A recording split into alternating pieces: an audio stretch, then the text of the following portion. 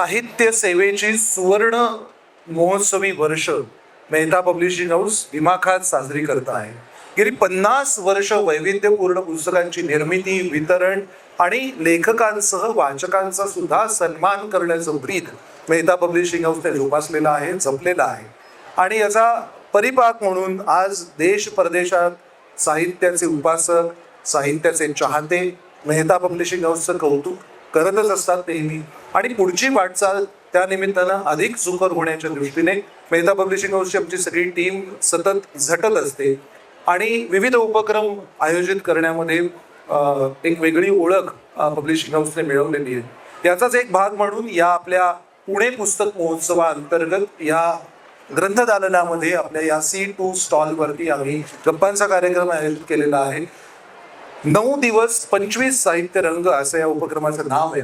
आणि असा भरगच्च कार्यक्रम आयोजित केला असल्यामुळे अर्थातच वाचकांची त्यांना भरभरून पसंती मिळते आहे. आणि एक उल्लेखाची गोष्ट म्हणजे सर, आपण हे सगळं डिजिटाईज करतो. हे ऑडिओ व्हिज्युअल रेकॉर्डिंग विशाल इथे आमचा सहकारी मित्र बसलेला आहे, ते रेकॉर्ड करतो. आणि ह्या गप्पा कायमस्वरूपी आता म्हणजे आज इथे जे प्रेक्षक उपस्थित आहेत त्यांना याची देही याची डोळा अनुभव मिळणारच आहे. पण त्यानंतर कालांतराने तंत्रज्ञानानुरूप आपल्याला हा YouTube आणि फेसबुकवरती सुद्धा गप्पांचा कार्यक्रम अनुभवायला मिळणार आहे. तर मी मनपूर्वक मेहता पब्लिशिंग हाऊसच्या वतीने देशमुख सरांचं स्वागत करतो कार्यक्रमामध्ये. थँक्यू. आणि अगदी थोडक्यात त्यांचा परिचय करून देतो. केंद्रीय वस्तू आणि सेवा कर विभाग आणि केंद्रीय उत्पादन शुल्क या 2 विभागांमधून अधीक्षक पदावरून सर निवृत्त झालेले आहेत. आणि हे करत असतानाच त्यांच्याकडे म्हणजे त्यांची एक अकॅडमिक ओळख तर सांगता येईलच की त्यांनी B.Com केलं, मग ॲडिशनल BA केलं इंग्रजी वगैरे वगैरे. पण आता जो काही एक आमचा 2 मिनिटाचा नर्म संवाद झाला तर त्यावरून मला एक असं लक्षात आलं की सरांच्या मनामध्ये, त्यांच्या शरीर हालचालींमध्ये, देहबोलीमध्ये ज्याला आपण म्हणतो, बोलण्याच्या शैलीमध्ये असं आतून बाहेरून म्हणजे अंतरंगातून आणि बाह्य स्वरूपातून सगळीकडे एक छान वराडी मूल, वराडी तरुण आणि वराडी पोक्त पुरुष दडलेला आहे. आणि त्याची झलक पदोपदी त्यांच्या लेखनामधून पण आपल्याला जाणवते, त्यांच्या बोलण्यातूनही जाणवते. आणि एक जी ऐसपैस गप्पांची एक जी परंपरा आहे वराडला लाभलेली, तशा ऐसपैस गप्पा होतील अशी माझ्यासारख्या एका पुणेकर मध्यमवर्गीयाला अपेक्षा आहे असं मी म्हणतो. आणि आपण या गप्पा सुरू करूया. वराडी मूल म्हटलं तुम्ही. हा, आमच्या वराडीत त्याला वराडी पोट्ट म्हणतात. वराडी पोट्ट. तर पोट्ट म्हणण्या एवढा काही मी बरोबरीचा नाही. पण म्हणजे काकांना काय म्हणतात तुमच्या वराडी भाषेमध्ये? काका किंवा मामा? काका, काका मामा. काका मामा ही बोली भाषा आहे, मराठीचीच पोटभाषा आहे. हा. त्यामुळे असं काही एकदम वेगळं असं काही नाही. पण इकडे प्रमाण भाषेवाल्यांना ते विचित्र वाटणं एवढं पर्यंत आहे. हो ना, म्हणजे असं परग्रहावरूनच आलेत की काय असे बघू शकतात. नाही, पण गंमत आहे म्हणजे या वराडी भाषेची शैली वेगळी आहेच, त्याच्यातला ठसका जसा आपण म्हणतो तो मजेशीर आहेच.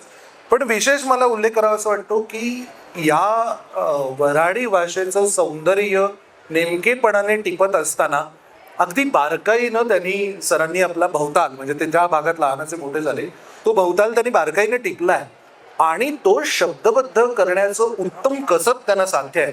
आणि म्हणूनच तर छाटी तो गप्पा अशा शीर्षकाचं पुस्तक लिहायला धजावतो हा माणूस. म्हणजे एवढा विश्वास आहे आपल्या गप्पांच्या कौशल्यावरती. आणि ते करत असताना भाषेवरचं प्रभुत्व एवढं सुंदर आहे की दुसरं जे त्यांचं पुस्तक आज मी त्याचा उल्लेख केला ते हिटलर आणि भारत असं एका अत्यंत गंभीर विषयावरचं असलेलं पुस्तक तेवढ्याच सुघड मराठीमध्ये त्यांनी अनुवादितही केलेलं आहे. तर ही 2 टोकं त्यांनी कशी साध्य केली हे आपण जाणून घेणारच आहोत. फक्त ही 2 टोकं साध्य करायला सुरुवात करताना त्यांची गाठ कुलामामाशी पडलेली आहे. तर हे कुलामामा काय प्रकरण आहे याची उत्सुकता मलाही आहे आणि मला वाटतं इथे जमलेल्या वाचकांनाही असेल. तर तुमची हरकत नसेल तर देशमुख सर आपण त्या कुलामामापासूनच जरा सुरुवात करूया. हो, करूया. ते काय, कोण हा कुलामामा, हा कुठे असतो, काय करतो? पहिले मी थँक्यू म्हणतो आणि शंकर पाटलांच्या या जन्मशताब्दी महोत्सवात मला इथे बोलायची संधी मिळाली. हो याकरता मी मेहता पब्लिशिंग हाऊसचाही थँकफुल आहे.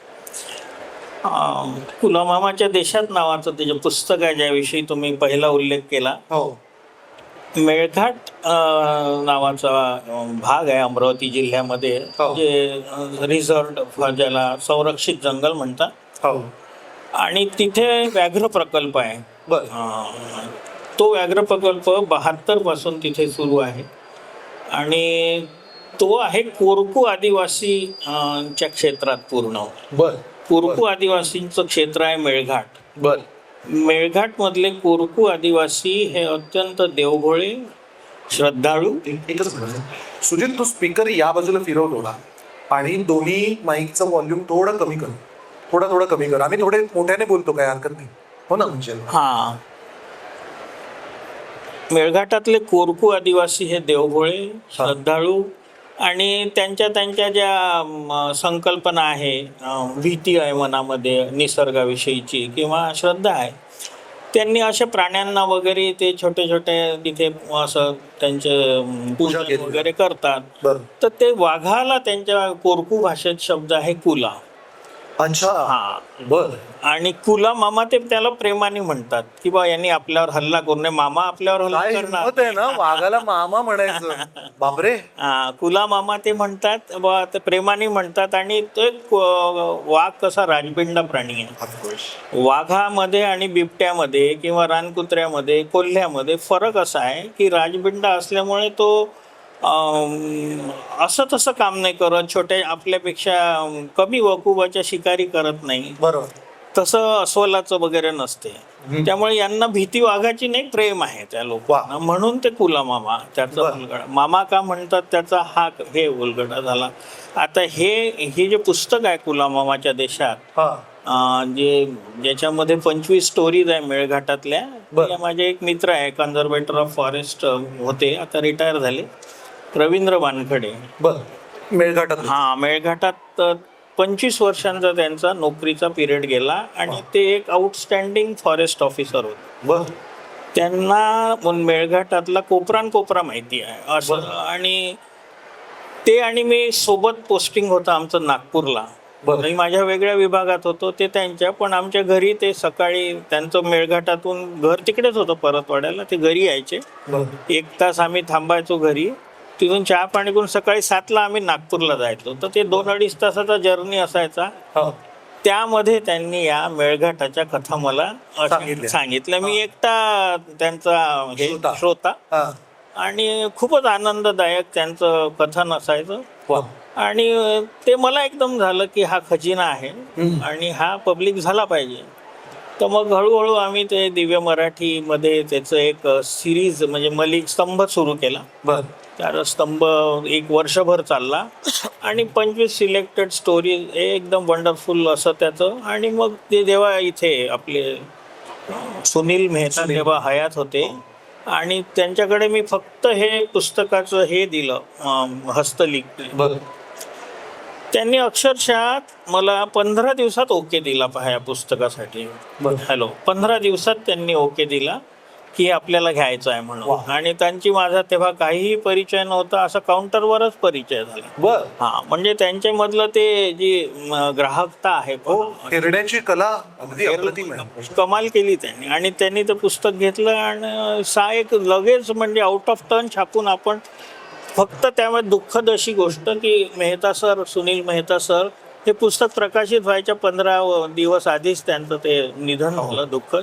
पण जसं इथे मला कळलं नंतर की ते नेहमीच या पुस्तकाविषयी अलर्ट होते की होत आहे की नाही, लवकर झालं पाहिजे असं. आणि त्यानंतर मग बाकीचं पण कुला मामाच्या देशात हे पुस्तक त्या स्टोरीज आहे ज्या मेळघाटातल्या आहे आणि त्या कमालच्या स्टोरीज झाल्या काही असे त्याचे मला फीडबॅक. म्हणजे कमालीच्या, म्हणजे मला आता उत्सुकता अशी आहे म्हणजे काय तो काय वाघ काय करायचा, म्हणजे काय बरोबर काय गोष्टी होत्या? नाही, फक्त वाघच नाही, तिथे अनेक इतर प्राण्यांचे स्टोरी द्यायचे आहे जे अनुभव आहे रवींद्र वानखडे त्यांना आलेले. त्याच्यामध्ये मी तुम्हाला एक उदाहरण म्हणून एक गोष्ट सांगतो जी सगळ्यात त्याच्यामधली, त्यात मजेदार गोष्टी पण आहे. आवाज येत नाही, एक तुम्ही हा माईक घ्या. त्यात मजेदार गोष्टीत आहेतच, पण एक हत्तीची गोष्ट आहे त्याच्यामध्ये. हत्तीची. ती एकदम लोकांना इमोशनल करून सोडते. बर. ज्याच्यामध्ये एक तिथे जवळजवळ 50 ते 60 ज्याचं वय होतं असा एक भोलाप्रसाद नावाचा हत्ती मेळघाटच्या फॉरेस्ट डिपार्टमेंटनी पाळला होता. बर. आणि त्याच्यासोबत 2-4 लहान त्याच्यापेक्षा वयाने असलेले हत्तीणी तिथे होत्या. बर. तर तो जेव्हा मध चढायचं, जेव्हा तो माझावर यायचा, ज्याला म्हणतात गंडस्थळातून मध झिरपते ना, तर त्यावेळेला तो बेफाम होऊन जातो. त्याला कंट्रोल करायला एक्सपर्ट माणूसच लागतो. तर त्याच्यासाठी जो माहूत नेमून ठेवला होता तो लहानपणी तो जवळ 25-30 वर्ष त्याच्या सेवेत. आणि त्याला मुलं झाले त्या माहुताला. त्यातला एक मुलगा याच्या अंगाखांद्यावर खेळला होता हत्ती. तर त्याचं खूप प्रेम हत्तीचं त्या मुलावर. भोलाप्रसाद या हत्तीचं त्या मुलावर फार प्रेम. जसं तो मोठा होत गेला 25-30 वर्षाचा झाला, मग तो दुसरा वडील त्याचे म्हातारे झाले, तर हा सेवा करायला लागला. पण तिकडे चालते मोहाची दारू मेळघाटात. मोहाची दारू, ते दारूचा मोह खराब. बरोबर. तर तो मुलगा थोडा त्या याच्यात गेला. यांनी कमी केलं त्याला बोलवणं. पण तो जेव्हा असा माझावर आला ऐकायला, जेव्हा तो कंट्रोलच्या बाहेर जायचा, तेव्हा यालाच बोलवण्याशिवाय पर्याय नव्हता. तर त्याला पैसे देऊन वगैरे बोलवायचे. मग तिथे सुतळीनी वगैरे तो असं त्या मेळघाटातले अंधश्रद्धा आहे त्याप्रमाणे सुतळी वगैरे बांधल्यासारखं करायचं, मी हत्ती बांधतो असं ते. पण ते खरं नव्हतं. तो फक्त याच्या प्रेमापायी ऐकायचं हत्तीच्या. आणि एकदा काय झालं, हत्ती जेव्हा माझावर असल्याच्या स्थितीत होता आणि हा पिऊन होता, तर यांनी हत्तीला डिवचलं काहीतरी. त्याला असं समोर जाऊन हातवारे केले आणि हत्ती बिथरला, क्षणभर बिथरला. आणि त्यांनी सोंडेनी असं त्याला लोटलं, थोडासा दाब त्याच्या सुळ्यांचा दिला, कटकन आवाज झाला आणि तिथल्या तिथे तो संपला. माणूस होता बारका चिरका. असं झाल्यानंतर 2-3 मिनिटात त्या हत्तीला लगेच पश्चाताप सुरू झाला की आपण हे काय केलं. आणि तो त्याच्या बॉडीपाशी उभा राहिला आणि हालायचं काम नाही. 10 मिनिट, 15 मिनिट, 2 तास झाले. डोळ्यातून पाणी येत आहे. आणि त्याच्या जवळ कोणी गेलं की हा हत्ती त्याच्या अंगावर जा, म्हणजे त्याची बॉडी हटवणं मुश्किल आहे. रवींद्र वानखेडेंना वगैरे तिकडे फोन आले, मग ऑफिसर गेले. त्यांनाही आश्चर्य की भोलाप्रसाद माहुताला मारू शकत नाही, कारण त्याचं खूप प्रेम होतं त्याला. म्हणजे त्या माहुताची प्रतिष्ठा तिथे होती की बा भोलाप्रसादाला कंट्रोल करू शकतो, म्हणजे हा किती कामाचा माणूस. असं झालं. पण मग तिथे तो हत्ती त्या बॉडीपाशी कोणाला जाऊच देईना. आता यांना बाकीच्या फॉर्मॅलिटीज करायच्या, जे घडलं ते घडलं. पण त्यांनी बरेच प्रयत्न केले. त्याला ट्रँक्विलायझर लावले, म्हणजे इंजेक्शन असते गुंगीचं, ते दिले. सगळं झालं. तर हत्ती काय उभ्या उभ्या झोपतो. हत्ती बसून झोपत नाही. हत्ती 3 पाय सरळ ठेवतो आणि एक पाय रिलॅक्स करून अल्टरनेट असा झोपतो आणि घोरतो पण. तर तो तशा अवस्थेत राहिला हत्ती तिथे बराच. पण हलायचं नाव नव्हता घेत. त्याला ट्रँक्विलाइज केलं तरी हलत नव्हता. मग त्याला बरेच आमिष दिले, गुळाच्या भेल्या दाखवल्या. असं करून, भेल्या म्हणजे इकडे काय गुळाच्या त्या ठेवल्या आणि तो निघाला थोडा वेळ तिथून बाजूला. पण त्याला मग बॉडी हटवून यांनी पोस्टमॉर्टमला वगैरे पाठवली, सगळ्या फॉर्मॅलिटीज केल्या. पण जेव्हा तो परत तिथे येऊन उभा राहिला, त्याला ती बॉडी दिसली नाही आणि आजूबाजूचे घरं तोडणं चालू केलं. पुन्हा त्याला गुंगीचं औषध दिलं आणि मग साखळदंड टाकला असं त्याच्या भोवती. आणि 30 फुटाचा असा तो साखळदंड होता. तर तेवढ्या परिघात फिरता येतो. सकाळी पुन्हा तो उठला आणि त्यांनी तोडफोड चालू करून दिली. मग यांनी पुन्हा ट्रँक्विलाइज केलं. असं करता करता त्यांच्या लक्षात आलं की हा हत्ती समोरच्या 2 पायावर वाकून असा बसला. आणि त्याच जागेवर जिथे त्याचं आधी प्रेत पडलेलं होतं तो माहुताचं. आणि मग तो अशी सोंड करून, जसं काही तो सॅल्यूट करून राहिला त्याला, दोन्ही डोळ्यातून त्याच्या पाणी वाहत आहे. तो असा बसलेला आहे. आणि एकदम यांना स्ट्राईक झालं वानखेडे साहेबांना की ही पोझिशन त्याच्यासाठी डेंजरस आहे. त्याच्या हृदयावर प्रेशर हत्ती असा बसायला नको. आणि तो तसा बसला तर ते कार्डिएक अरेस्ट सारखं काहीतरी झालं. त्यांनी बरा प्रयत्न केला त्याला उठून करायचा, पण तो झाला नाही. आणि तो तिथे, म्हणजे त्या माहुताच्या दुःखात त्यांनी जीव सोडून दिला. आणि सो ट्रॅजिक. लोकांनी त्याला रडले लोक. पहिले काय होतं, आजूबाजूचे जे गावकरी होते त्यांचे घरं तोडत होता तो वगैरे, तर त्यांचं म्हणणं त्याला गोळी घाला किंवा याला इथून हटवा पहिले. इतके ते मागे लागले होते. ऑफिसरचं प्रेशर होतं की याला काढायचं कसं इथून. पण नंतर तेच गावकरी मेला म्हटल्यानंतर अक्षरशः तिथे रडले. त्या हत्ती रडच्या डोळ्यातही पाणीच होतं आधीच. गावकरी रडायला लागले, ऑफिसर्स रडले. त्यांनीच रानफुलं आणले गावकऱ्यांनी, त्याच्यावर वाहिले जेव्हा त्याचा अंतिम संस्कार झाला. तर it was very tragic story. आणि जेवढे मला फीडबॅक आले या स्टोरीसाठी, याच्यामध्ये असं झालं की आम्ही ही स्टोरी ऐकून रडलोच नाही. हो ना. तर अशा इमोशनल स्टोरीज आहे. काही मजेदार तर आहेच आहे त्याच्यात, पण ही सगळ्यात जशी चर्चा झाली ज्याची कमालची स्टोरी होती असं मला वाटतं. आणि त्यांच्या कथनही चांगलंच असलं पाहिजे जे ते उतरलंय. नाही म्हणजे ते शब्दबद्ध करण्याचं कसबही तुमचं नक्कीच तेवढं परिणामकारक मी फक्त वाढपी होतो त्याच्यात. खरा स्वयंपाक त्यांनी केला. खरंय खरंय. माझं असं आलं क्षणभर की अशा किती अलक्षित, अशा किती दुर्लक्षित कथा असतील, प्राण्यांच्या असतील, माणसांच्या असतील. बऱ्याचदा असं होतं सर, आपण एका ठराविक चौकटीमध्ये विचार करत राहतो, चौकटीमध्ये फिरत राहतो. आजकाल आपली घरं सुद्धा चौकटींची झाली आहेत. पूर्वी घराला मागील दार पुढील दार होतं, तिथे वेगवेगळी माणसं यायची, गप्पा रंगायच्या. मला असं वाटतं की ह्या सगळ्या तुमच्या लेखनामधून तो जिवंत माणुसकीचा झरा जपायचं काम तुम्ही केलंय. आणि तो जपत असताना त्याला एक आपल्या अमरावतीच्या एक भाषेचा एक कसा नर्म भाषा शैलीचा एक फ्लेवर त्याला चांगला आलेला आहे. तर ते विनोदी आणि बोलीभाषा याचा संगम त्याच्यात तुम्ही साधलाय. म्हणजे जसं मी म्हटलं तसं आता की कुलामामांच्या देशात सारख्या पुस्तकामध्ये ती हलकी फुलकी भाषा पण येते, किंवा अमरावतीच्या बोली येतात, खास शब्द त्याच्यामध्ये येतात, जीवनशैलीतले विनोद येतात. तर हे सगळं निरीक्षण कसं जमतं? म्हणजे आता हे म्हणजे कस्तुरी मृगाला कस्तुरीचा ठाव विचारण्यासारखं आहे. पण तसं सापडलंय का तुम्हाला की ती कुठे आहे कस्तुरी दडलेली नेमकी?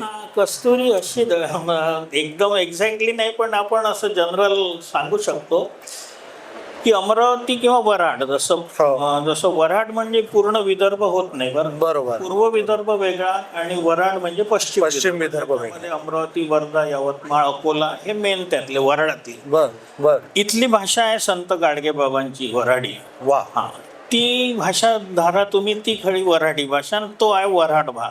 बर. पूर्वी जेव्हा सीपी अँड बेरार प्रांत होता आणि नागपूर राजधानी होती, मध्य प्रदेश आणि विदर्भला इंग्रज बेरार म्हणायचे, सीपी अँड बेरार. बर. तर त्या प्रांतापैकी हा जो भाग आहे वऱ्हाडाचा 4-5 जिल्ह्यांचा, इथली ही ह्या भाषेचा गोडवा आहे. बर. ही संत गाडगेबाबांनी वापरलेली भाषा आहे, हे एक.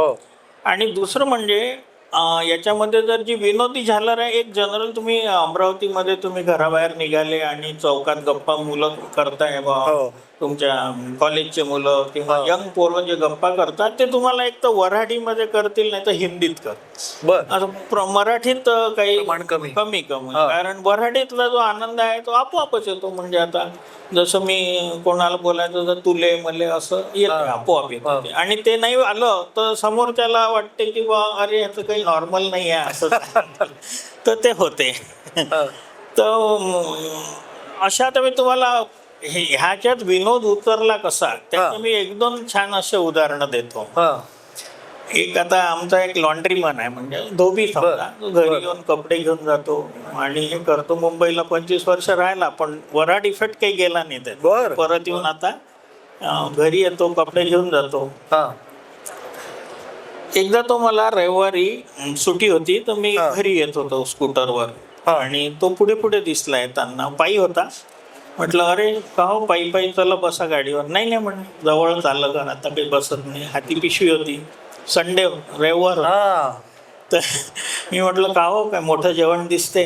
मोठं जेवण म्हणजे मटण.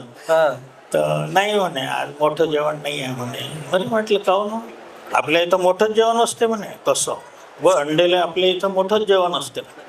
म्हणजे त्याला जरा हर्ट झाला तो की आपल्याकडे मटण नाही, हे काही योग्य नाही. तर मग सांगणे नाही, आपल्याकडे मटणच असते म्हणे संडेला, पण आज नाही. म्हटलं आज काय?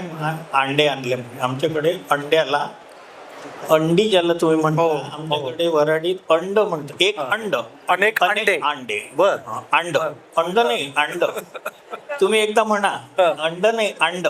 एक म्हणजे अंड हा. आणि अनेक म्हणजे अंडे. अच्छा, अंडे. हा. बर बर. हे इकडे कुठे वापरून उपयोग नाही. इकडे अंडी म्हटलं की आम्हाला समजत नाही. तर एक म्हणजे अंड, अनेक म्हणजे अंडे. हा. तर म्हणे अंडे आहे म्हणे, अंडे. अंडे. हा. म्हटलं अरे काहून हो अंडे आणले म्हटलं तुम्ही. हा. ते काय झालं म्हणे, आपल्या समोरच्या घरी एक भाडेकरी राहतात म्हणे, हा. गल्लीसो. तर त्यांच्याकडची म्हातारी होती म्हणे 90 वर्षाची. बर. ती रात्री मेली म्हणे. ओ. अच्छा, म्हणे तुमची काही नातेवाईक नाही? नाही नातेवाईक काही नाही म्हणे, आपल्या तर ओळखीचेही नाही म्हणे. हा. तर ती आधी 2-3दा तिचे सगळे नातेवाईक जमा झाले म्हणे, आधी 2-3 प्रसंग असे असे झाले. येऊन गेले. हा. पण ती मेलीच नाही म्हणे.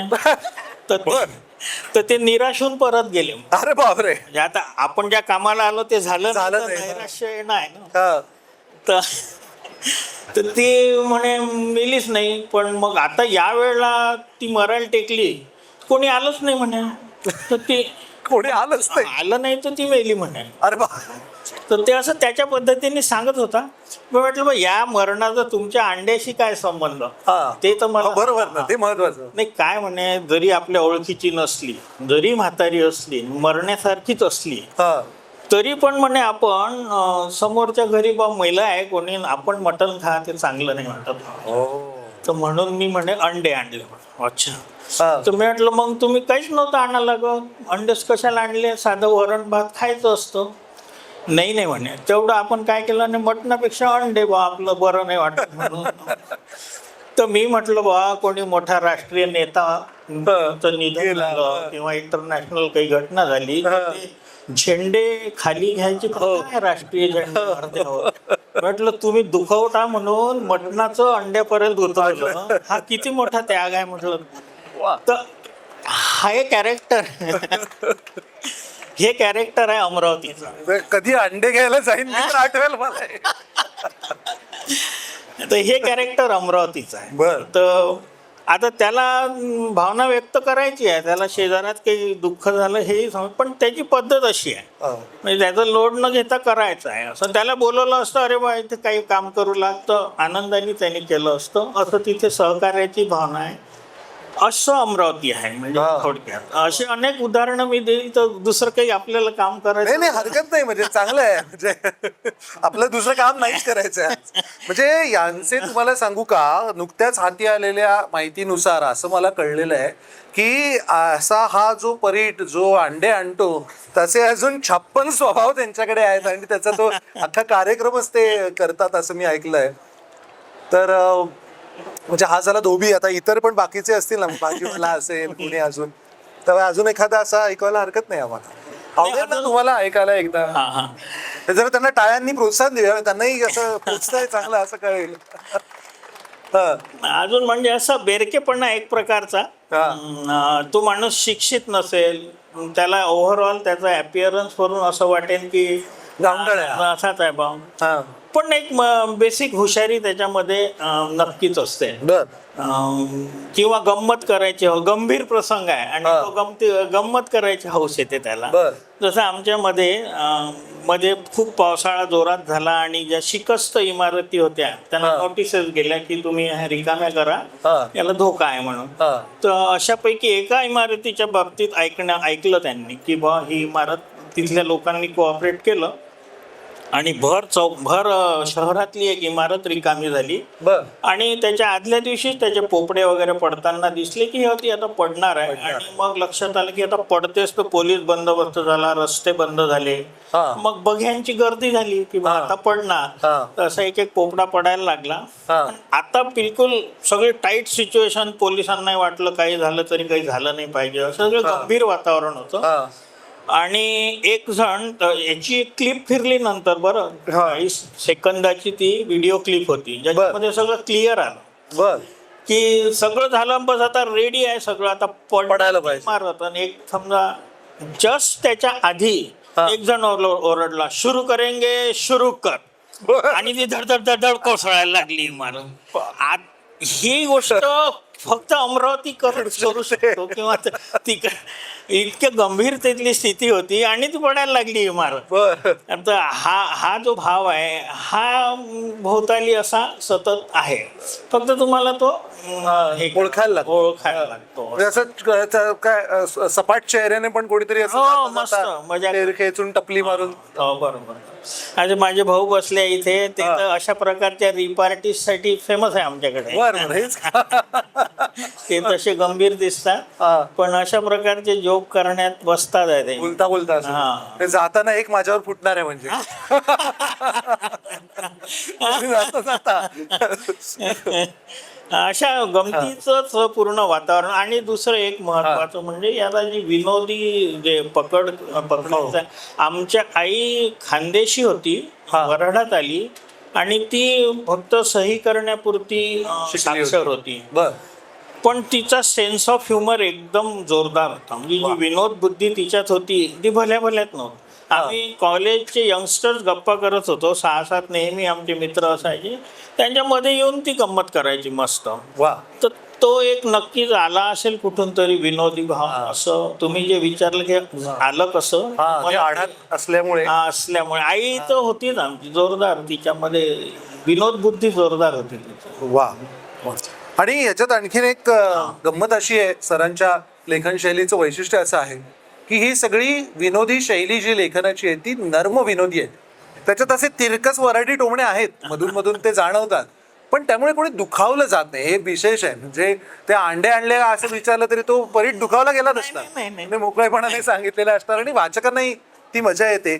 आणि हे सांगत असताना मला त्याला जोडून एक विचारायचं आहे, हे सगळं सांभाळता तिथले स्थानिक संदर्भ आणि सामाजिक व्यंग पण तुम्ही बारकाईने टिपता, तर त्याच्यासाठी म्हणजे असं ठरवून बाहेर पडतं का हो की आज जरा बघूया बरं का कुठली इमारत पडते, कोण काय घेऊन येते, असं असतं का? नाही, आता अगदी ताजं उदाहरण सांगतो मी. असं काहीच करायची गरज, एक गोष्ट क्लिक होते अशी. अरे हो, हे असं काही एक गोष्ट क्लिक झाली तुम्हाला की त्याच्यावर लिहेपर्यंत मग तुमची तळमळ संपत नाही. आणि असं झाल्याशिवाय लिहिण्यात मजा नाही मला. बरोबर. असं तुम्ही काहीतरी आता लिहायचं आणि द्या तसं नाही.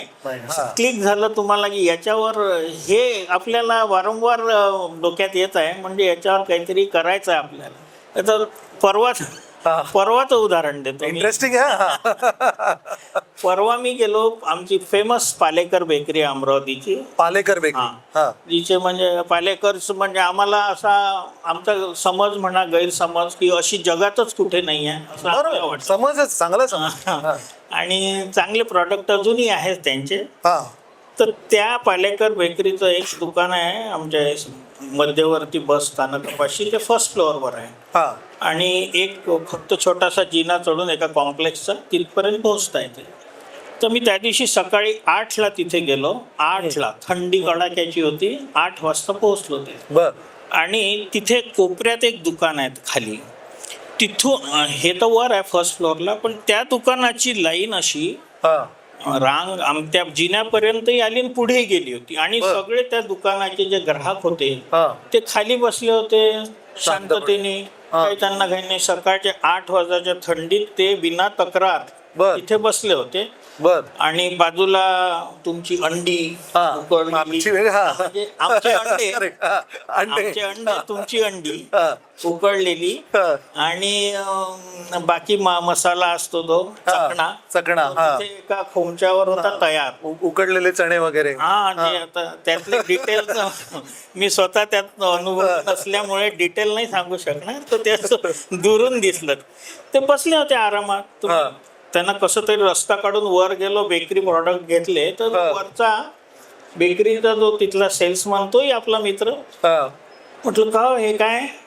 अरे बा म्हणे, आम्ही सकाळपासून दुकान साफसफाई करून बसलो, गिराईकाची वाट पाहत. गिराईक अजून येणं चालू झाले, आणि हे गिराईक म्हणे एकदम तिथे सकाळी 5 वाजेपासूनच बसले आहे म्हणे. बापरे. का म्हणे? पण कारण हे सगळे हँगओव्हर वाले आहे म्हणे, देशीचे. म्हणजे तिथे गिरायकाला काही हेच नाही आणि ते कुठली व्यवस्था नाही म्हणे, असं मळकट पडदे लागले आहे, कोपऱ्यात दुकान आहे, जायला त्रास होतो. तर मग मी त्याच्यावर एका लोकल पेपर मध्ये छानसं असं स्फुट लिहून पाठवलं होतं. नाही, मुद्दा हा आहे की असं नजरेस आलं की मग ते निरीक्षण राहणं होत नाही. तर ते किती धीराचे, मग मी त्याला म्हटलं त्याला तुम्ही काही म्हणू नका, ते खाली बसले बिचारे किती धीराचे आहे, काही तक्रार नाही, शांततेने वाट पाहून राहिले, काहीतरी शिकण्यासारखंच आहे ना. तुमचं दुकान बंद असलं तर लोक कल्ला करतील, इकडे सांगतील फोन करून, अरे तुमचं दुकान बंद होतं, आम्हाला ब्रेड घ्यायचे होते. हे पण काही म्हणायचं कारणच नाही. असं अशी गंमत. ते कसं लेखकाला ही गंमत किती मस्त साध्य असते ना. म्हणजे आपण असे गप्पा मारायला बसलाय तर तुमच्या माझ्यासारखं कोणीतरी गेलं असतं तर काय केलं असतं, पहिल्यांदा तिने आकं मुरडली असते, यांचं काय इथे सकाळी पुढे म्हणून. पण त्यामध्ये मला ब्रेड घ्यायला जायचंय, मला चहा पिऊन कामाला जायचंय आणि हा कुठे वाटेमध्ये, हे अपशकून वगैरे आम्ही समजलो असतो. पण तसं न करता म्हणजे हे कौतुक आहे, वैशिष्ट्य आहे की सगळ्यात चांगलं बघायचं. तसं माझ्या मते देशमुखजी सगळ्यात विनोद बघत असणार, शोधत असणार, तो टिपून ठेवत असणार आणि तो योग्य ठिकाणी वापरत असणार. हे विशेष आहे, हे कौशल्य आहे. आणि हे जसं कौशल्य देशमुखजींना साध्य आहे, तसं मला असं वाटतं की गंभीर जे विषय आहेत वेगवेगळे, म्हणजे उदाहरणार्थ त्यांचं जे ऐतिहासिक राजकीय असा संदर्भ असलेलं हिटलर आणि भारत सारखं जे पुस्तक आहे, किंवा अशा प्रकारचं वैचारिक साहित्य जे आहे, त्याचा अनुवाद करताना मला फार प्रश्न पडतो की हे करत असताना म्हणजे आता हे असं, आता हा चेहरा असा समोर आल्यानंतर कसा काय बुवा विनोद सुचायचा आता एका आमचे. हा, तर हे असं समोर आल्यानंतर हा विनोद कुठे दडी मारतो. आणि हे पुस्तक किंवा अशा प्रकारचे विषय अनुवाद करत असताना नेमकी विचारांची प्रक्रिया काय असते? लिखाण मी म्हणतो गंभीर वगैरे म्हटल्यापेक्षा विनोदी असो की गंभीर लिखाण असो, ते आतूनच येते.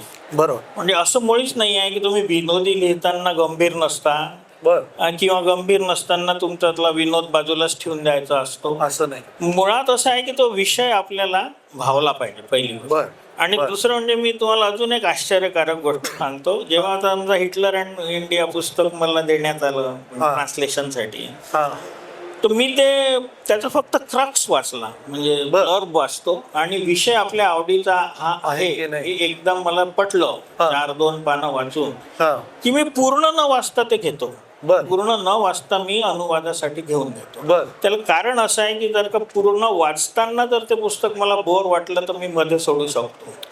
फक्त विषयात मला रस आहे हे पाहतो आणि अक्षरशः सुरू करून देतो.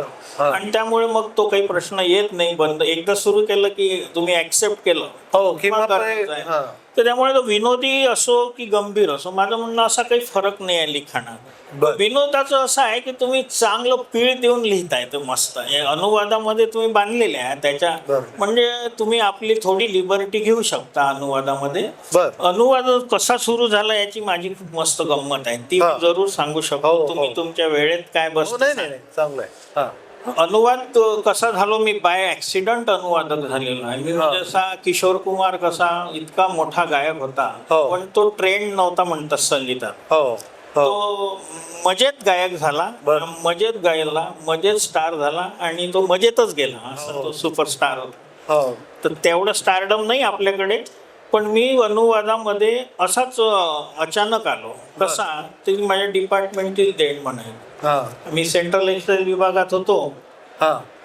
तिथे काय असते, कुठे रेड झाली आपली कुठेही पण भारतामध्ये, समजा हैदराबादमध्ये रेड झाली, तिथे काही जप्ती वगैरे झाली, त्याचे काही लिंक्स समजा अमरावतीला सापडले, तर आम्हाला अमरावतीच्या कार्यालयाला मेसेज येतो की तुम्ही हे काम इथल्या दुकानात जाऊन रेड करा, तिथे काय कारवाई करा आम्हाला कळवा. हैदराबादमध्ये तेव्हा 92 मध्ये वगैरे एक रेड झाली होती साड्यांच्या कारखान्यावर. तिथे साड्या without payment of excise duty तिथून निघाल्या बा असा आरोप होता.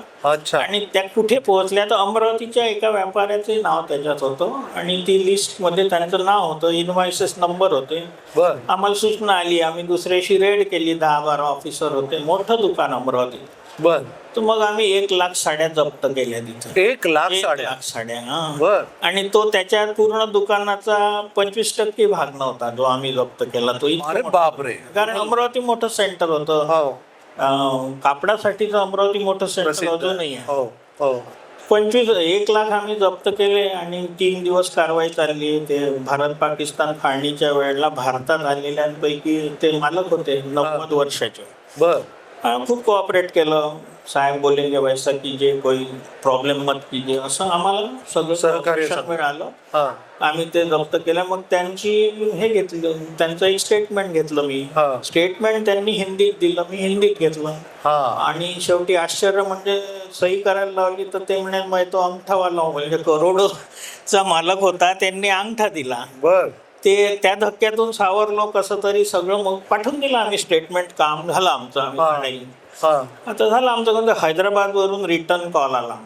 हा. हे हिंदीत पाठवलं आहे, हे इंग्लिशमध्ये पाहिजे, साऊथमध्ये इंग्लिशमध्ये. इंग्लिश पाहिजे. हा. तर मग इंग्लिशमध्ये करायचं तर आमचे हिंदी अधिकारी असतात नागपूरला. बर.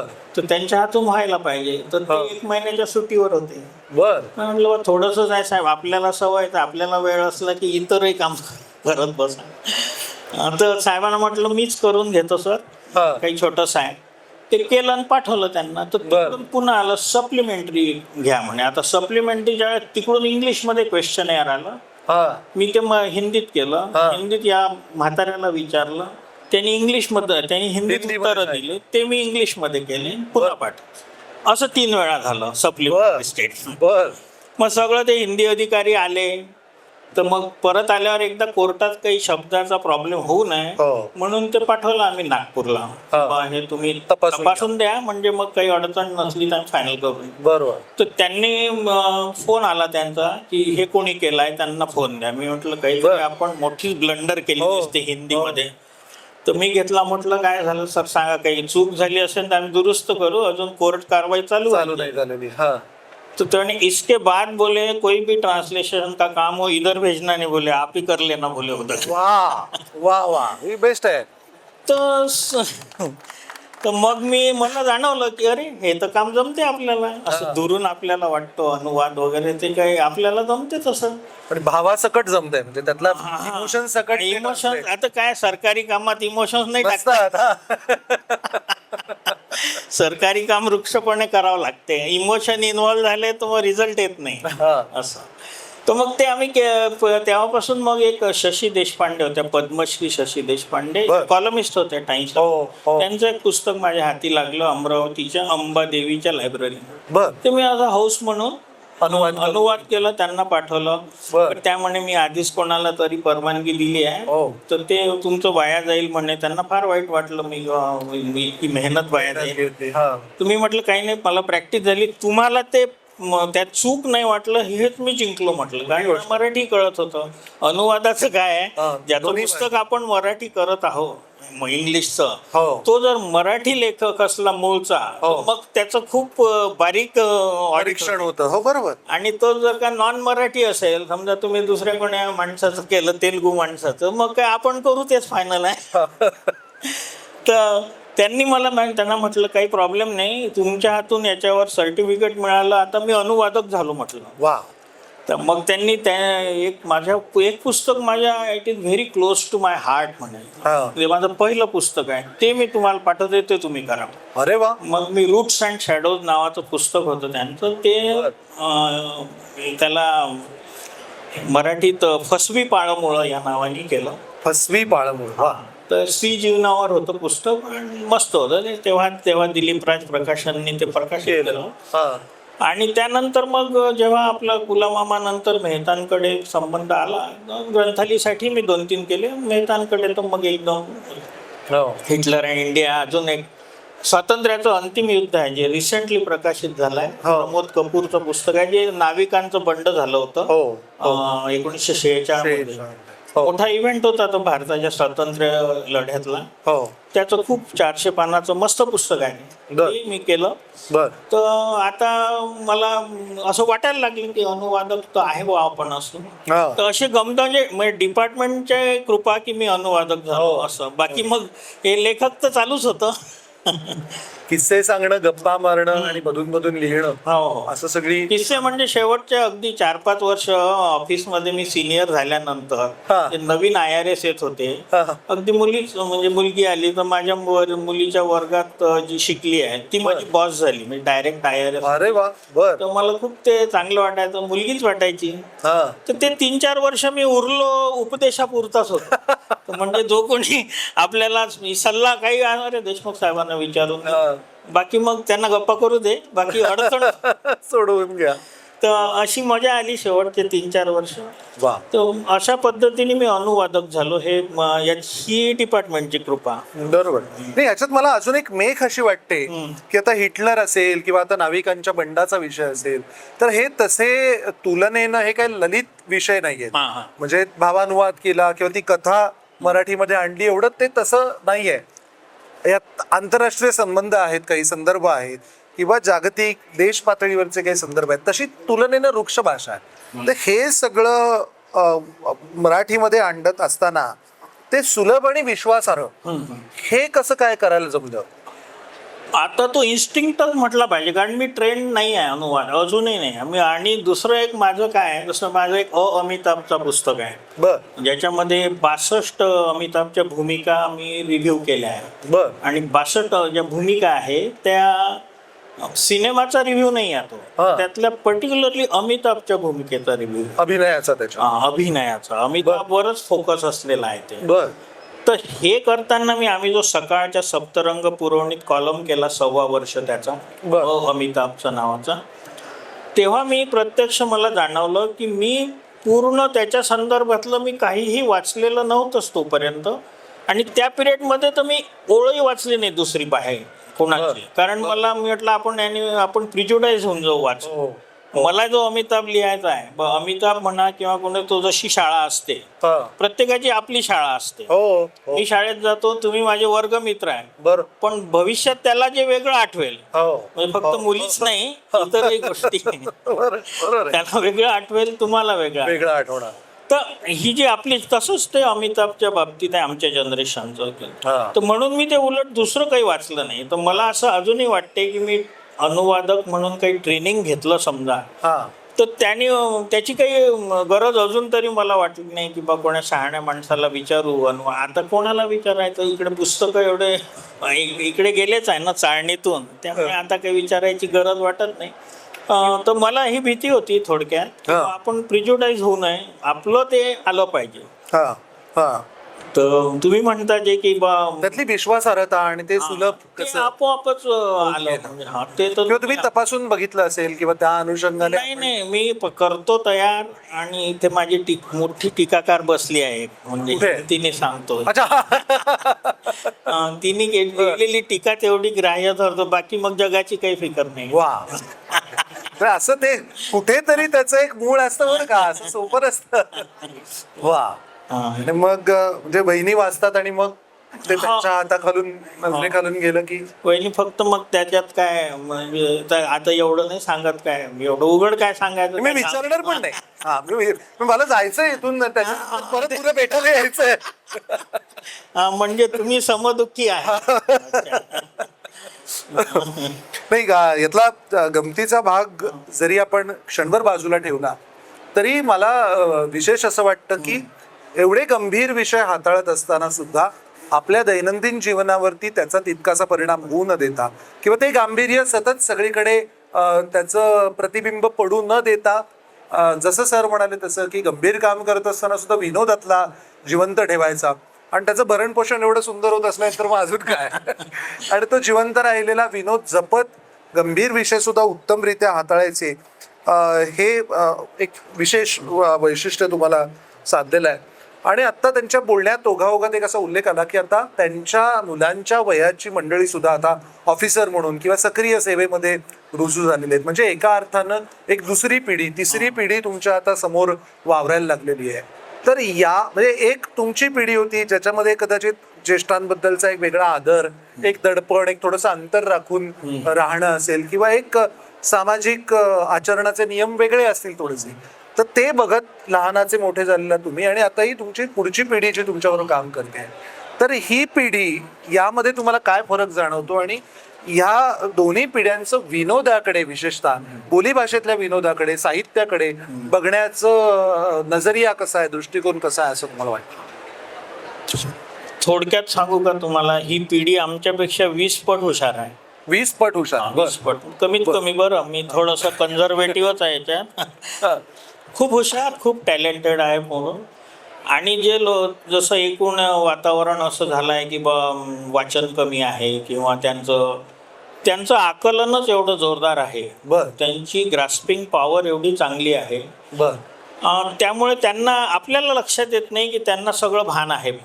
तर प्रत्येक पिढीमध्ये कुठलंच भान नसलेले लोक बरोबर आणि सगळं जबाबदारीने राहणारे लोक दोन्ही प्रकारचे असतात.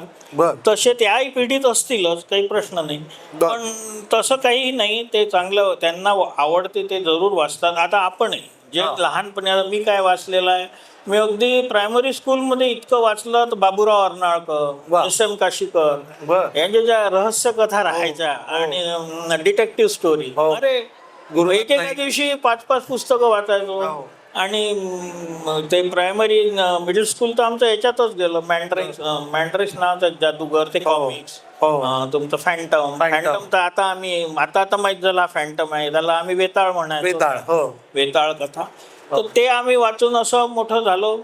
तर जरुरी नाही ते त्यांनी काय वाचलं काय नाही वाचलं, त्यांचं आकलन क्षमता जोरदार आहे नवीन जनरेशनची.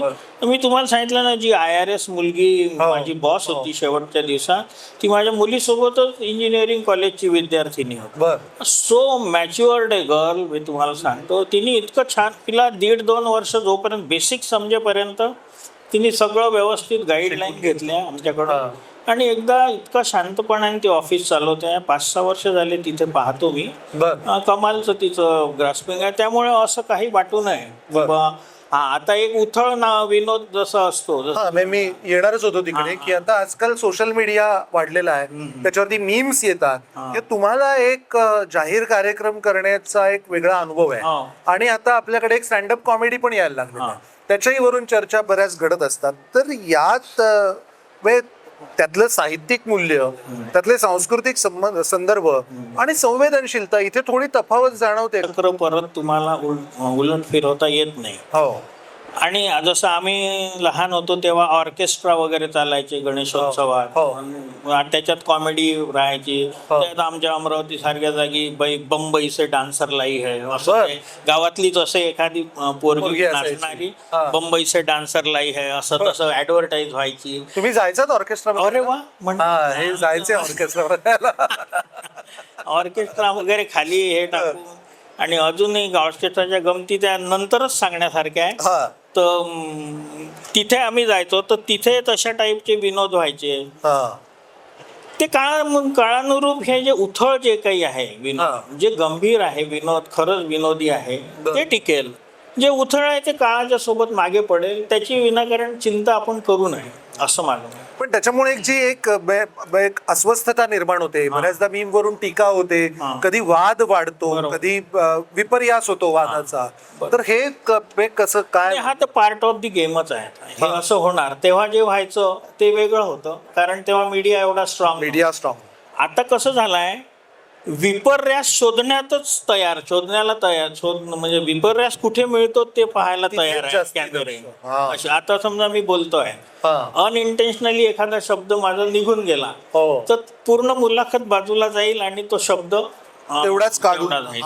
तर हे आता या काळात असं होणार. याच्याबद्दल आता हळूहळू मॅच्युरिटी लोकांमध्ये यायला लागली आहे आणि हे मागे पडेल असं मला वाटतं. तसं कुणी समजू नये की तरुणांमध्ये ती गोष्ट नाही, किंवा मीम्स वगैरे म्हणजे हलकी गोष्ट आहे. जे उथळ आहे ते मागे पडेल.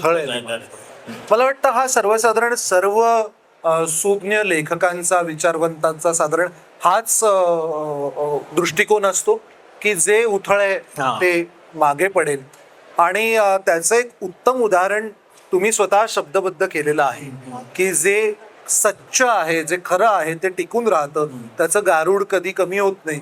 ते म्हणजे अमिताभ बच्चनचं तुम्ही केलेलं लेखन है ना, की एवढा मोठा तो जागतिक कीर्तीचा नट, तर त्याचं काय नेमका प्रभाव भारतीय मनावरती पडला असं तुम्हाला वाटतं? आणि 72 मध्ये जेव्हा अमिताभ जंजीर सिनेमा आला ना, हो तेव्हापासून स्टारडम आलं अमिताभकडे. 69 मध्ये त्याला 50 वर्ष झाले, सुरुवात झाली होती त्याची हो. करिअरची 7 हिंदुस्थानी पासून. बरोबर. 72 मध्ये आपली सिल्वर ज्युबिली झाली होती याची, स्वातंत्र्याचा सुवर्ण रजत महोत्सव 72 साली झाला, 47 ते 72.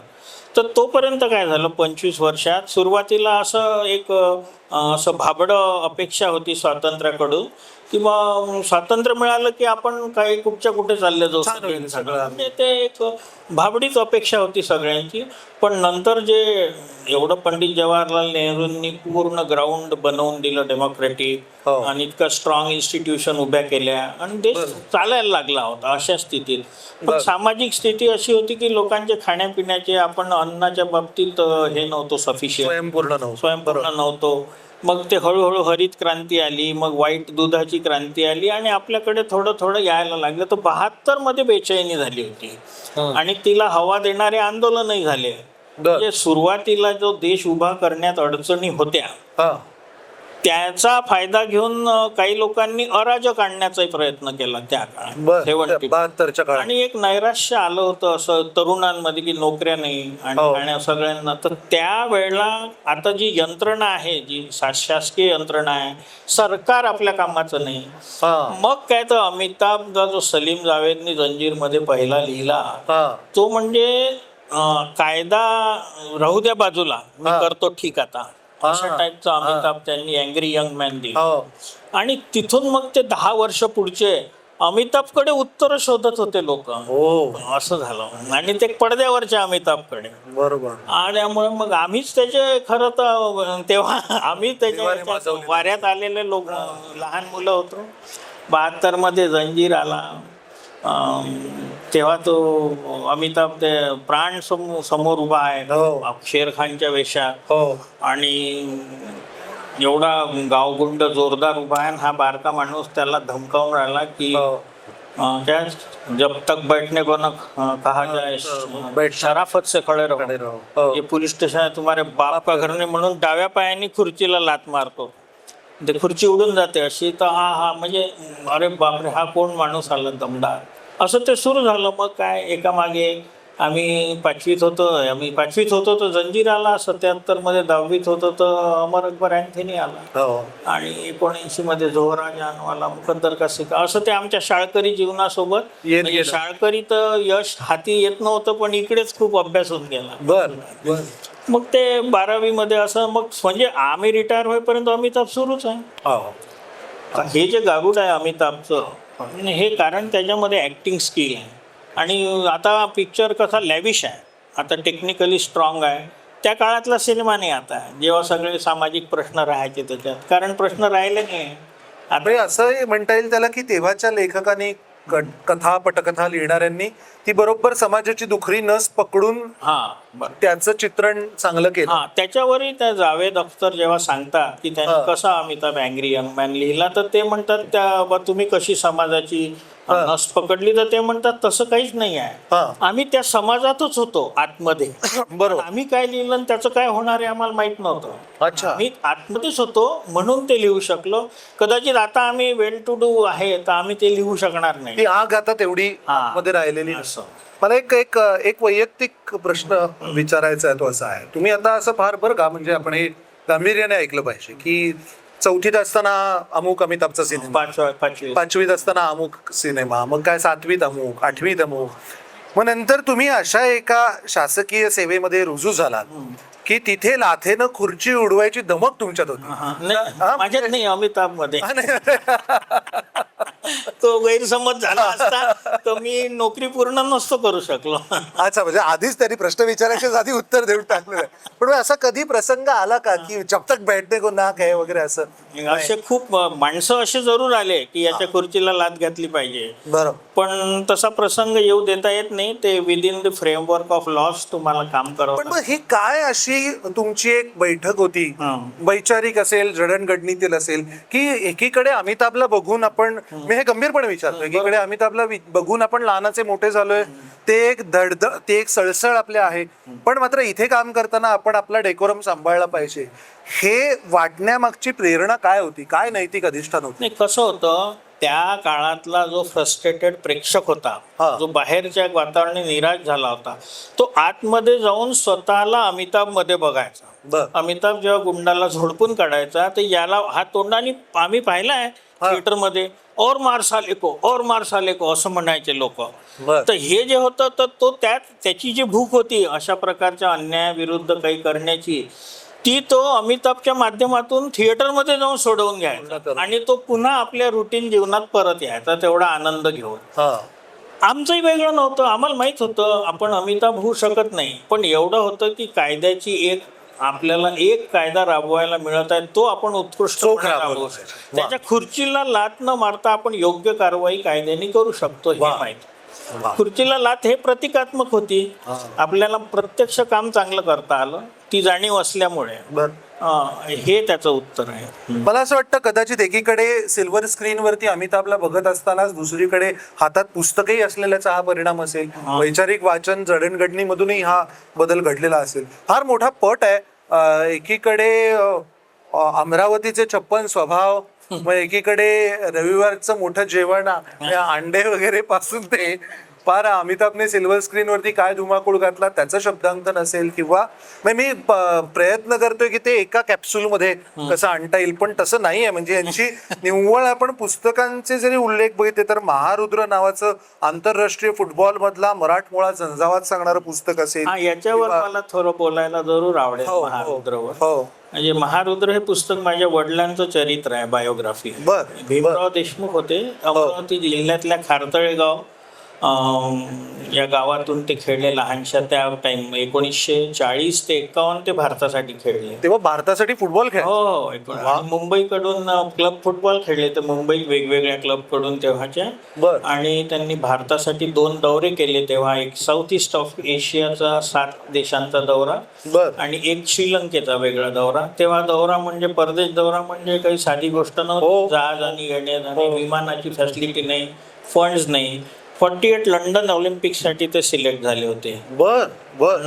फंड रेझर मॅचेस होत्या, कारण की ऑलिम्पिक असोसिएशनकडे पैसे नाही पाठवायला टीम लंडनला. तर त्यांनी जेव्हा फंड रेझर मॅचेस आयोजित केल्या 3, एक गुवाहाटीला, एक मद्रासला आणि एक मुंबईला, तर 2 मॅचेस झाल्या आणि तिसरीसाठी हे मद्रासला म्हणजे आताच्या चेन्नईला खेळायला गेले. तर तिथे इंज्युअर झाले, तर ते याच्यात जाऊ नाही शकले, पण मुंबईच्या टीम मधून ऑलिम्पिक स्क्वॉडमध्ये ते सिलेक्ट झाले होते. आणि जेव्हा डेनिस कॉम्प्टन नावाचा एक प्लेअर होता, जो इंग्लंडच्या फुटबॉल आणि क्रिकेट दोन्ही टीमचा प्लेअर होता, आणि तो कॅप्टनही होता. तो मोठा प्लेअर होता. तुम्ही गुगलवर डेनिस कॉम्प्टन सर्च केलं तर ते येऊन जाईल. तर तेव्हा त्याला जेव्हा कळलं की भीमराव आलेले नाही आहे ऑलिम्पिक मध्येच्या टीममध्ये कुठल्या कारणाने, तर ही सेड की it is bad luck for India. इतका जोरदार फॉरवर्ड होते, राईट इन खेळायचे. तर आणि साधे नंतर त्यांनी छोटे मोठे बिझनेस केले. तर त्यांची मी बायोग्राफी लिहिली आहे, महारुद्र. 3rd एडिशन मध्ये. असा हा सुरू झालेला इंटरेस्टिंग प्रवास. पुस्तकामध्ये वडिलांची ना माझी अशी गंमतही खूप आहे. ते जेव्हा आधी तर ते अगदी तरुण वयात होतो आम्ही तेव्हा, तर त्यांचं काही आमची अशी बोलण्याची हिंमत होत नव्हती.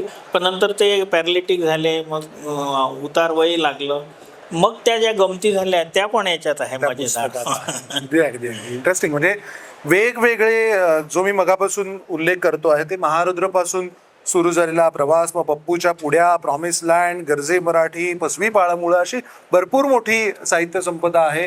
आणि त्या साहित्य संपदेचे चाहते सुद्धा इथे मोठ्या प्रमाणावरती आलेले आहेत. आणि अशी उत्तरोत्तर दर्जेदार पुस्तकं, साहित्यकृती आपल्याला सरांकडून वाचायला मिळतील. मेहतांकडून आपले भरभरून अनुवाद प्रकाशित होत अशी. मेहतांकडून एक आहे, इतकं प्रोफेशनल प्रकाशन तर आम्ही तिकडे विदर्भात बसून कल्पना करू नाही शकत, इतकं छान आहे. आणि इतकं स्मूथली प्रत्येक पुस्तक तयार होते की काही तिथे आक्षेपाला जागा नाही. फक्त कन्क्लूड करायच्या आधी मला एक गंमत जरूरच सांगायची आहे, जी माझ्या कार्यक्रमातही असते. वेळ आपण क्रॉस करत असेल तर हो नाही नाही सांगा, ठीक आहे. तर एक म्हणजे अशी तुम्ही म्हणता की वेदर हे तुमच्या लेखनात विनोद वगैरे कसे, हो तर तिकडलं वातावरणच तसं आहे. छोट्या छोट्या गोष्टीतून कसे विनोद तयार हा. होतात. एक थोडक्यात सांगतो मी. हा एक खामगावला आमचं छोटंसं रेंज ऑफिस होतं. इकडे नांदूर आहे एक स्टेशन रेल्वेचं, खामगाव आहे. हो. खामगावला आमचं रेंज ऑफिस 5 इन्स्पेक्टर, एक सुप्रिंट, असा छोटासा हे असतो. स्क्वॉड आणि त्यातला एक नांदुरा 15 किलोमीटर आहे. तिथून येणं जाणं करायचे स्कूटरवर, रोज बर. टिफिन घेऊन यायचे. एक दिवस त्यांचं काय झालं, अर्धी पोळी वगैरे टिफिन मध्ये एक्स्ट्रा झाली. तर जुनाट बिल्डिंग होती तिथे, असे तिथे बेवारस कुत्रे यायचे, बाहेर बसायचे. हा. तर यांनी अर्धी पोळी उरली तर त्याला देऊन दिली. हा. कुत्र्याला एक कुत्रा होता त्याला दिली. तर तो लगेच दुसऱ्याशी लंच ब्रेकला तो बरोबर आला. काय त्याला वाटलं माझी अर्धी पोळी इथे मिळते. तर मग यांच्या लक्षात आलं. तर मग यांनी काय केलं, असून नसूनही त्याला अर्धी दिली. दुसऱ्या दिवशी तो 2 जण घेऊन आला. त्यांनी मित्रांमध्ये सांगितलं असेल की माझ्या इथे आता पोळी मिळते. पोळी भेटे तर मग त्यांनी ठरवलं की 2 पोळ्या यांच्यासाठी रोजच रोजच आण. मग ते 3-4 कुत्रे तिथे तयार आहे गेले की. आणि माणूस असा आहे की ऑफिसमध्ये गेला, कुठेही गेला की एकदम कोणी सॅल्यूट केला हा. किंवा हे गेले की ते 4 कुत्रे एकदम शेपूट हलवायचे. तर चांगलं वाटते माणसाला कोणी उठून उभं. तर ते तिथे तसं चालू झालं त्यांचं. आणि मग एक दिवस त्यांचे साहेब बदलले, बर. नवीन साहेब आले तिथे. हा. नवीन साहेबाला सकाळी चार्ज घेतला, सगळं झालं. आणि मग जेवायची वेळ झाली. ते म्हणे का रे बा जवळपास जेवण कुठे आहे सांगा, म्हणजे हा. फॅमिली आणेपर्यंत. नाही आज तुम्ही आमच्यासोबत जेवा म्हणे. सर काहीच हरकत नाही. हा. नाही म्हणे ते तुमच्या पुरतं असेल तर ते नाही म्हणे. सर तुम्ही आमचे आज पाहुणे आहे, आज आमच्या सोबतच जेवा. हा. नाही म्हणे असं करू नका, तुम्हाला पुरणार नाही, मला तुम्ही हॉटेल सांगा म्हणे. हा. पण नाही साहेब म्हणे, तुम्ही माझं ऐका म्हणे. तसंही मी म्हणे बेवारशी कुत्र्यांसाठी 2 पोळ्या आणतच असतो. आता ही इतकी भावना चांगली होती, पण त्यानंतर त्यांचं आणि त्या साहेबांचं कधी कधीच पडलं नाही. इतकी चांगला भावना असलेला माणूस. तर अशा गमती तुम्ही अमरावतीला या. तुम्हाला अशा चौकात गमती सापडले होते, त्या पकडण्याची गरज असते. अगदी. नाही म्हणजे मला हे हसून तुम्हाला म्हणजे विनोदी नोटवर सोडायचं होतं, म्हणून मी घेतलं. ते अगदीच मजा आहे. म्हणजे फक्त अमरावतीत आल्यानंतर जेवायला कुठे जायचं याची खबरदारी बाळगायला पाहिजे. आम्ही जेव घालतो, या तुम्ही फक्त. रविवार धरून येतो. आणि आसपास मरण झालेलं नाही ते पाहून या. तर असे हे हास्याचे दुबारे फुटत राहणार. या मुलाखतीला कुठलाही औपचारिक शेवट नाही. यांच्यासाठी जोरदार टाळ्या वाजवूया आणि मुलाखत संपली असं जाहीर करूया. वा वा, मजा आली. थँक्यू. मनपूर्वक धन्यवाद. आणि तुम्हा सगळ्या रसिक प्रेक्षकांचे, वहिनींचेही विशेष आभार. आणि तुमचे कुटुंबीय जे सगळे आवर्जून कार्यक्रमाला उपस्थित राहिले. तुटणे इथे आहे, तोही थोडे धडे गिरवतोय आता. सगळ्यांचं मनपूर्वक धन्यवाद. आणि मेहता पब्लिशिंग हाऊसच्या वतीनं आपण आवर्जून कार्यक्रमात सहभागी झालात त्याबद्दल पुन्हा एकदा औपचारिक आभार. Thank you so much. आणि असेच लिहित राहा, हसवत राहा, हसत राहा, त्या सदिच्छा. आणि मुलाखत संपली असं जाहीर करतो.